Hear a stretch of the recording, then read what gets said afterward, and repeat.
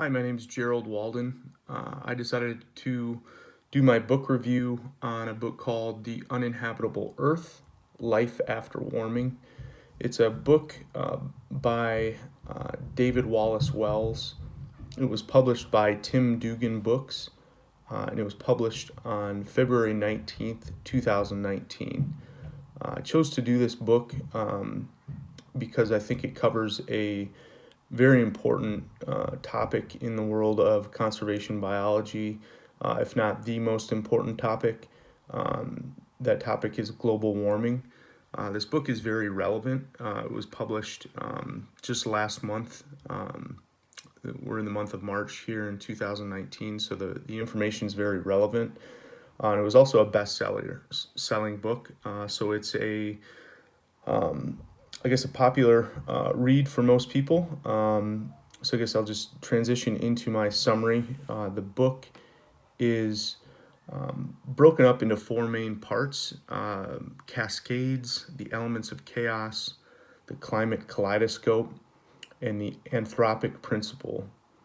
So in the initial part, cascades, Cascades really sets the table for the reader. The author, Wallace Wells, quickly bombards readers with a barrage of facts about the current state of the planet and the bleak future if warming continues. The tone of the author is established through terror-inducing sightings and terror-inducing sightings of studies and statistics at a machine gun pace. The book starts off, and you quickly realize that the author is throwing just citing after citing, statistic after statistic. That's really jaw dropping, and it's really it comes fast, and it's kind of one after another, and they're very relevant, and it doesn't really wash out like a lot of things do in the news, where it's kind of one headline about a specific topic. Maybe an iceberg breaking away from an ice sheet, or an ice sheet breaking away into an iceberg, or some sort of sea level rising. It's tons of different facts coming at you very fast. So that the initial part of the book really sets the stage for a lot more of that, and it's really it's shocking how much information he throws at you. The second part of the book, The Elements of Chaos, dives deep into specific threats that global warming is currently and will continue to unleash on the planet and its species, unpacking everything from the impact of the actual high temperatures in the chapter titled "Heat, Death," to the murder of the often overlooked dominant ecosystem on the planet in the chapter "The Dying Oceans." The different chapters often offer seamless segues from one to another, as so many of the elements of chaos that Wells outlines compound global warming. For example, in the chapter Wildfire, it is presented that trees store carbon that they clean out of the atmosphere, making vast forests like the Amazon massive carbon sinks. So we've all heard, trees help to clean the atmosphere.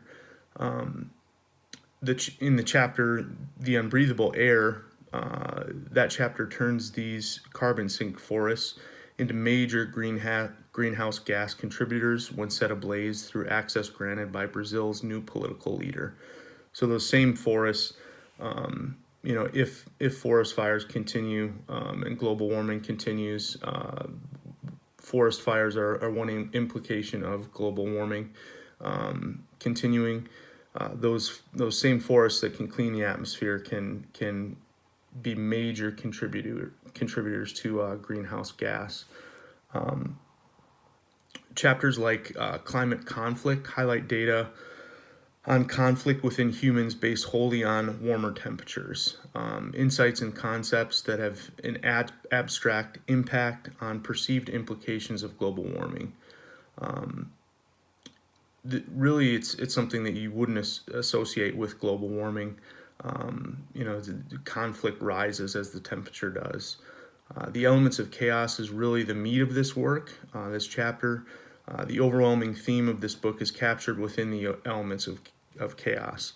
The uninhabitable earth, life after warming, takes a direct route to shock and awe, slapping the reader in the face with the implications of global warming within this part of the book. The climate kaleidoscope, the next part of the book, is true to its heading. This part is an honest bipartisan lens into the leadership of the world, their policies, and the implications of global warming. The chapters within this part highlight the efforts of science to present climate data to the world in the chapter of storytelling. Economic implications of climate change are a broad subject. They're a broad subject covered by a number of chapters like crisis capitalism and the politics of consumption. The Church of Technology is a chapter that captures and dashes the hopes of readers with the idealistic approach to thinking that we can solve global warming with technological advancements. While there can be hope, the Church of Technology is quick to call out the insurmountable odds against tech and the scalability of any solution that can be used. The last part of this book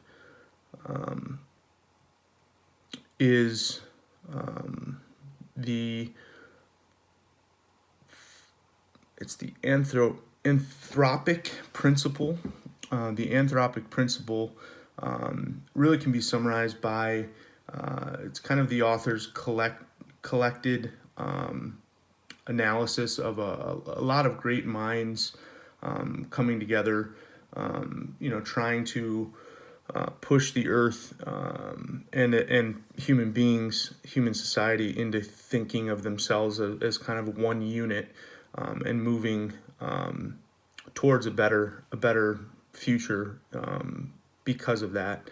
So the author is it's kind of his call to action. He wants the earth to act as one, as well as people to treat global warming as kind of a catalyst to move towards acting as one and move to a brighter future.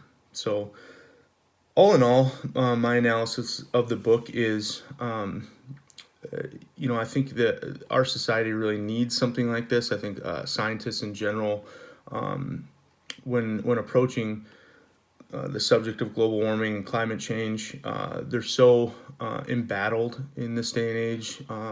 It's more of a talking point or a political debate issue than scientific fact like it actually exists.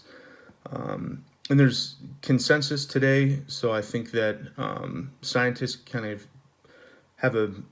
have tendencies to shy away from really taking an aggressive approach like the author did in this book. So I think that our society kind of needs this book, and they need to get kind of punched with a lot of factual data, a lot of references of studies.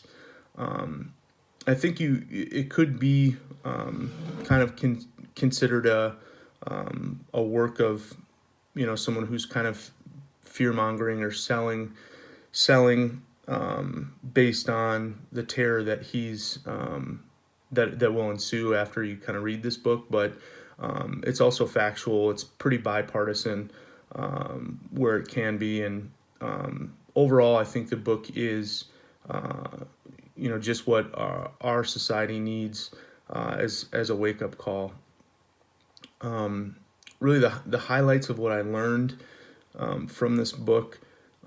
It really dived into some interesting topics, everything from Bitcoin and the huge carbon footprint that it has, to really what I'll take away, I guess, the most is a response to people who say kind of the main defense is global warming's been going on forever. This is just another cycle. Well, if that's the case, our current global warming trend will have us in a lot of trouble. Because if it's something that is just natural, we'll have no way to stop it. If it's something that we have done, we have a chance to reverse it. So Thank you very much. I appreciate it.